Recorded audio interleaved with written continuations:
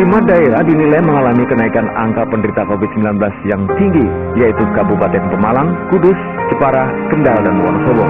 Oleh karena itu, daerah tersebut diprioritaskan mendapat bantuan alat pelindung diri. Bantuan APD berasal dari Badan Nasional Penanggulangan Bencana (BNPB) bekerjasama dengan pengurus besar ID atau PBID, ID Jawa berupa masker bedah, masker kain, masker N95, termogan, dan hand sanitizer untuk membantu melindungi tenaga medis yang menangani pasien COVID.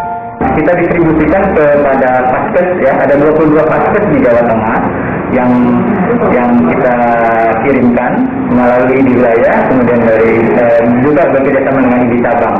Ya, nah dari situ 22 paskes itu juga selain bantuan berupa APD itu dilakukan juga sosialisasi acara